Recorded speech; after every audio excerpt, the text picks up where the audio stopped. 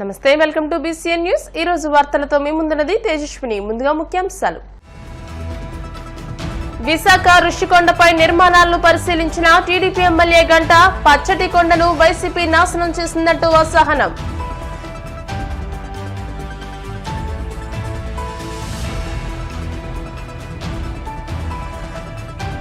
మాజీ మంత్రి జోగి రమేష్ ఇంటిపై గుర్తు తెలియని వ్యక్తుల దాడి. ఇంటిపై రాళ్లు రువ్విన గుర్తు తెలియని దుండగులు.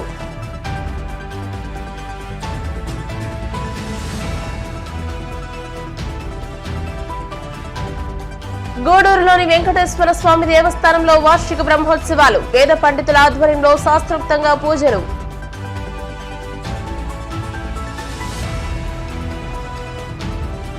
ముస్లింలకు గూడూరు ఎమ్మెల్యే సునీల్ కుమార్ పండుగ శుభాకాంక్షలు.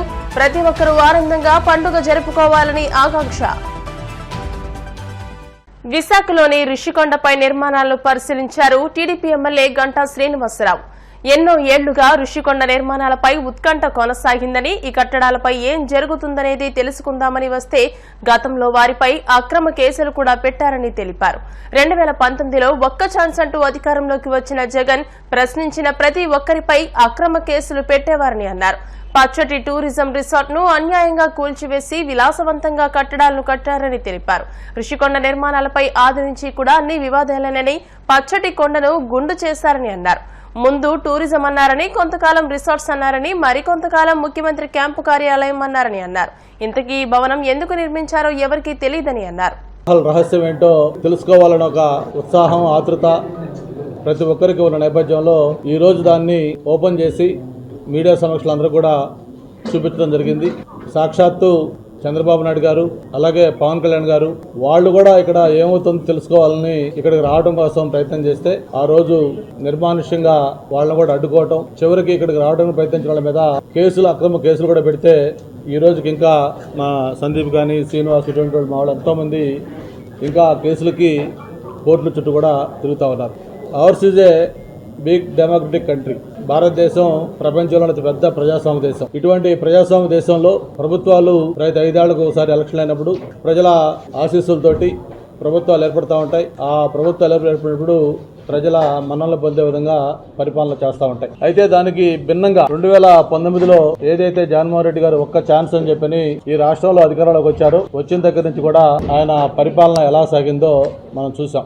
8 ఎకరాలు దీంట్లో నిర్మాణాలు చేశామని చెప్పని చెప్పడం జరిగింది. ఏదైతే పాత బిల్డింగ్ డిస్మాంటిల్ చేసినప్పుడు జనరల్ గా సిస్టమ్ ఏంటంటే దాన్ని టెండర్లు పిలుస్తారు. అలా కాకుండా దానికి ఏమి లేకుండా సంబంధించి ఇవన్నీ కూడా కొన్ని అనుమతులు పొందలేదు కాబట్టి దీన్ని కూల్చేస్తున్నాం అని చెప్పని ఈ ప్రపంచంలోనే మొట్టమొదటిసారిగా ప్రభుత్వ భవనాన్ని ప్రభుత్వమే కూల్చివేయటం ఒక జగన్మోహన్ గారి నాయకత్వంలో ప్రజావేదిక ద్వారా రుజువైంది. మరి ఆ రోజు అనుమతులు లేవని చెప్పిన దాన్ని కూల్చేస్తే మరి ఈ రోజు ఈ రాజమహల్ కి ఏం అనుమతులు ఉన్నాయని ఒకసారి అందరూ ఆలోచించాల్సిన అవసరం ఉంది. గ్రీన్ ట్రిబ్యునల్ దగ్గర నుంచి అన్ని దీనికి అనుమతులు ఎక్కడా కూడా లేవు అని చెప్పి ఎన్నోసార్లు చెప్పారు. ఇది మేము ఇంత నిర్మాణం చేస్తా ఉన్నాం, ఇది టూరిజం తరఫున చేస్తున్నాం అని చెప్పి ఈ రోజు కూడా దాని మీద ఏంటి అనేది కూడా చేయలేకపోయారు. దాదాపు 500 కోట్ల రూపాయలు ప్రజా ధనం వ్యయం చేసి మీరు కూడా చూసారు. లోపలంతా ఒక్కొక్క హాల్ గానీ, లేకపోతే కింద మార్బుల్స్ గానీ, లేకపోతే శానిటరీ ఫిట్టింగ్స్ గానీ, ఫర్నిచర్ గానీ, హాల్స్ కూడా ఎంతంత విశాలంగా ఉన్నాయో, ఏ విధంగా ఉన్నాయో. ఓకే, రైట్, డెఫినెట్ గా కొన్ని ప్రభుత్వ కార్యాలయాలు స్పేషియస్ కడతారు. కానీ ఇంత వివాదాస్పదం చేసి ఇంత లగ్జరియస్ గా 500 కోట్ల రూపాయలు వెచ్చించి దీన్ని ఈ విధంగా చేయటం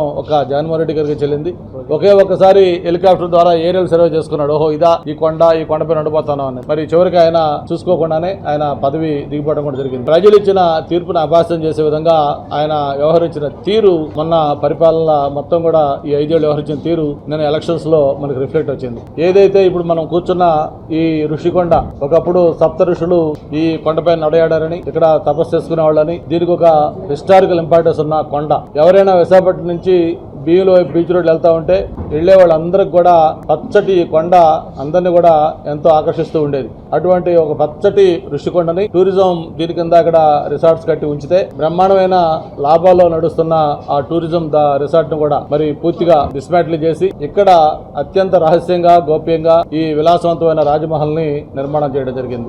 ఆ పచ్చటి గ్రీనరీ ఉన్న కొండని విధ్వంసం చేసి దీన్ని బోడిగుండు చేయడం గానీ, లేకపోతే లాభాల్లో నడుస్తున్న టూరిజం దాన్ని ధ్వంసం చేసి వచ్చి ఇక్కడ ఆయన క్యాంప్ ఆఫీసర్ అని చెప్పి కట్టుకోవడం కానీ దాన్ని క్యాంప్ ఆఫీసర్ ధైర్యంగా చెప్పి కట్టే ధైర్యం కూడా చాలా పోయారు. కొంతకాలం లేదు ముఖ్యమంత్రి క్యాంప్ ఆఫీస్ అన్నారు. చివరికి వెబ్సైట్ లో పెట్టి మళ్ళీ దాన్ని కూడా ఒట్టిదే, ఇది కరెక్ట్ కాదు, ఇది చివరికి టూరిజం అని చెప్పి కూడా చెప్పడం జరిగింది. దాని ఎస్టిమేట్లు కూడా చాలా గోప్యంగా ఉంచారు. ఫేజ్ 1 అన్నారు, ఫేజ్ 2 అన్నారు, ల్యాండ్స్కేపింగ్ ఎంత పెట్టారు, డిస్మాంట్లింగ్ ఎంత చేశారు, ఇవన్నీ కూడా ప్రతిదీ వివాదాస్పదమైంది. విశాఖపట్నానికి నేను రాజధాని తీసుకొస్తానని చెప్పిన జగన్మోహన్ రెడ్డి రాజధానిని పక్కన పెడితే ఒక రాజభవనాన్ని అయితే కట్టుకున్నాడండి. చంద్రబాబు నాయుడు గారు, అదేవిధంగా జనసేన పార్టీ అధ్యక్షులు శ్రీ పవన్ కళ్యాణ్ గారు ఇక్కడికి వచ్చే ప్రయత్నం చేస్తే ఎంతో మంది కార్యకర్తలను అరెస్ట్ చేసి ప్రతి ఒక్కరిని రోడ్డు మీద బైఠాయించిన వాళ్ళు లాక్కెళ్ళిపోయి ఈడ్చుకెళ్లిన పరిస్థితి మీరు అందరూ చూశారు. మరి పవన్ కళ్యాణ్ గారు గతంలో ఎర్రమట్టి దెబ్బలకు వస్తున్నప్పుడు ఎక్కడ ఈ ఋషికొండకు వచ్చేస్తారేమో, ఋషికొండలో ఏం జరుగుతుందో బయటికి చెప్పేస్తారన్న భయంతో ఆ రోజు మా అందరినీ అరెస్టులు చేసి 307 అటెంప్ట్ మర్డర్ కేసులు పెట్టి జైల్లో పెట్టి పవన్ కళ్యాణ్ గారిని నోవోటల్ గది రూమ్ దాటనివ్వకుండా ఆయన మీద సెక్షన్లు విధించి వైజాగ్ నుంచి మళ్ళీ తిరిగి వెనక్కి పంపించారు. మరి ఈ రోజు ఆ కాలం కాస్త రివర్స్ అయింది. ఈ రోజు తీసుకుంటే కనుక అసలైన విజయం ఏంటంటే మరి జగన్మోహన్ రెడ్డి గారిని ఈ ఋషికొండ పైన అడుగు పెట్టనివ్వకుండా చేయడమే ప్రజలు సాధించిన అసలైన విజయం కింద మేము భావిస్తాం. భీమిలి ఎమ్మెల్యే రాష్ట్రంలోనే 2వ అతిపెద్ద మెజారిటీతో గెలిచిన గంటా శ్రీనివాసరావు మొత్తం మీకు చాలా క్లియర్ గా డీటెయిల్స్ అన్ని కూడా చెప్పారు. ఏ ముఖ్యమంత్రి అయినా కూడా ప్రజాధనాన్ని వెచ్చించే ముందు ప్రజలకు జవాబుదారీగా ఉండాలి. అలాంటిది జగన్మోహన్ రెడ్డి గారు ఏం చేశారంటే ఆయన ఫస్ట్ నుంచి కూడా ఇది ఆయన కోసం కట్టుకున్నది అన్నట్టుగానే ప్రతిదాన్ని కూడా కట్టారు. కాబట్టి కనీసం ఆ విషయాన్ని చెప్పుకుంటే బాగుండేది. ఎప్పుడైతే కట్టడం మొదలు పెట్టారో ఆ హరిత రిసార్ట్స్ ని దాన్ని కూల్చివేసి అది చెప్పకుండా మేము మళ్ళీ తిరిగి రిసార్ట్సే కడుతున్నామని చెప్పడం మాత్రం రాష్ట్ర ప్రజల్ని మోసం చేయడం అవుతుంది. ఎందుకంటే రాష్ట్ర ప్రజలు అలాగే మోసం చేసిన ఏ ముఖ్యమంత్రి కూడా తిరిగి ఎన్నిక అవ్వడం అక్కడ జరగలేదు. అందుకనే చూస్తే భీమిలి నియోజకవర్గం పరిధిలో ఉంది ఇది ఋషికొండ ప్రాంతంలో. సో ఇక్కడే జగన్మోహన్ రెడ్డి గారి తాలూకా పార్టీకి తాలూకా అభ్యర్థికి ఎన్ని ఓట్లు వచ్చాయంటే దాన్ని బట్టి మీకు భీమిలి ప్రజలు కూడా దీన్ని తిరస్కరించారనే దానికి నిదర్శనం అన్నమాట. సో దీన్ని గంటా శ్రీనివాసరావు గారి నాయకత్వంలో మొత్తం ఈరోజు రాష్ట్ర ప్రజానికానికి తెలియడం జరిగింది. ఇప్పుడు ఆయన చెప్పినట్టు దీన్ని ఏ రకంగా ఈ ప్రభుత్వం నారా చంద్రబాబు గారు చూసిన తర్వాత వాడుకోవాలో నిర్ణయం తీసుకోవడం, నెక్స్ట్ ఇది ప్రజలకు ఇది ఏ రకంగా పనికొస్తుంది అనే దాని మీదే ఇది నిర్ణయం తీసుకోబడుతుంది. కాబట్టి 500 కోట్ల ప్రజాధనాన్ని వెచ్చించిన ముఖ్యమంత్రిగా జగన్మోహన్ రెడ్డి గారు మాత్రం చరిత్రలో నిలిచిపోవడం మాత్రం ఖాయం. సో దీన్ని మన కూటమి మాత్రం ప్రజలకు ఏ రకంగా ఉపయోగపడుతుంది, ఏ రకంగా దీన్ని వాడాలి అనే దాని మీద ఒక సరైన నిర్ణయం తీసుకోబోతుందని చెప్పి మీ అందరికీ తెలియజేసుకుంటాం. ఎన్టీఆర్ జిల్లా ఇబ్రహీంపట్నంలోని మాజీ మంత్రి జోగి రమేష్ ఇంటిపై గుర్తు తెలియని వ్యక్తులు దాడికి పాల్పడ్డారు. కారులో వచ్చిన 4 వ్యక్తులు జోగి రమేష్ ఇంటిపైకి రాళ్లు విసురుతుండగా అక్కడ సెక్యూరిటీగా ఉన్న కానిస్టేబుల్ వారిని నిలువరించేందుకు ప్రయత్నించారు. అయితే అతనిపై కూడా వారు తిరగబడ్డారు. ఆ సమయంలో ఇంట్లో ఎవరూ లేరని, ఇప్పటికే దాడి చేసే ప్రమాదం ఉండడంతో మాజీ మంత్రి ఇంటి ముందు ఇనుప ఫెన్సింగ్ కూడా ఏర్పాటు చేశారు. అయినప్పటికీ కొంతమంది దుండగులు వచ్చి దాడికి పాల్పడ్డారు. కోనసీమ తిరుమలగా వర్ధిల్లుతున్న వాడపల్లి శ్రీ వెంకటేశ్వర స్వామి ఆలయంలో ఆదివారం ప్రత్యేక పూజలు నిర్వహించారు. వెంకటేశ్వర స్వామికి మంగళ వాయిద్యాలను శ్రీ స్వామి అమ్మవార్లకు మేల్కొలుపు సేవను నిర్వహించిన అనంతరం స్వామికి ఐశ్వర్యలక్ష్మి హోమాన్ని జరిపించారు. శ్రీ స్వామివారి అమ్మవార్ల వసంత మండపంలో అష్టోత్తర పూజలను అర్చకులు నిర్వహించగా ప్రత్యేక అలంకరణలో ఉన్న స్వామిని దర్శించుకుని భక్తులు తరించిపోయారు. ఈ మేరకు ఆలయ చైర్మన్ రుద్రరాజు రమేష్ రాజు, ఆలయ కార్యనిర్వహణాధికారి కిషోర్ కుమార్ భక్తుల కోసం ప్రత్యేక ఏర్పాట్లు చేశారు. తిరుపతి జిల్లా గూడూరు పట్టణం రాజవీధిలో ఉన్న శ్రీ ప్రసన్న వెంకటేశ్వర స్వామి దేవస్థానంలో వార్షిక బ్రహ్మోత్సవాలు సాంప్రదాయబద్దంగా ప్రారంభమయ్యాయి. దేవస్థానం ప్రధాన అర్చకుడు వాచస్పతి వేద పండితుల ఆధ్వర్యంలో వాస్తు హోమం, బలిహరణ తదితర ప్రత్యేక పూజలు నిర్వహించారు. భక్తులు ప్రత్యేక పూజల్లో పాల్గొని స్వామివారిని దర్శించుకుని తీర్థప్రసాదాలు స్వీకరించారు.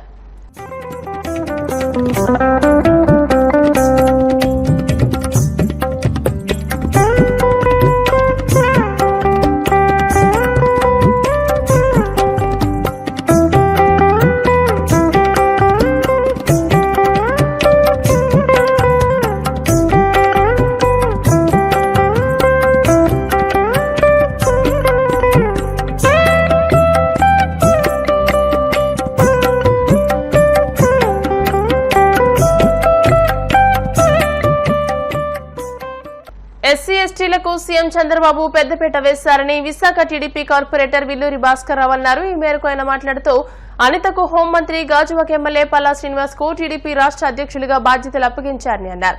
చంద్రబాబు రాకతోనే పెట్టుబడులు, పెట్రో కారిడార్ రావడంపై హర్షం వ్యక్తం చేశారు. విశాఖ ఐటీ కేంద్రంగా మరింత అభివృద్ధి చెందుతుందని ఆశాభావం వ్యక్తం చేశారు. ముఖ్యంగా చంద్రబాబు, లోకేష్ ఇద్దరు ప్రజల సమస్యలపై దృష్టి సారిస్తున్నారని అన్నారు.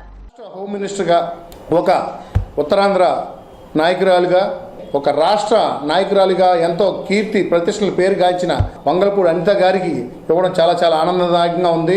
మహిళలకి పెద్దపీట వేస్తున్నారు అనడంలో ఇదే ఒక మనకి ప్రథమ మెట్టుగా మనం భావిస్తూ ఉన్నాము. మహిళా సోదరిమణులకు కానివ్వండి, అక్క చెల్లెమ్మలకు కానివ్వండి, అందరికీ కూడా ఒక రాష్ట్ర హోమ్ మినిస్టర్గా సాక్షాత్తు ఈ రోజున మన మహిళగా మన వంగలపూడి అనిత గారికి ఇవ్వడం చాలా చాలా ఆనందదాయకంగా ఉంది.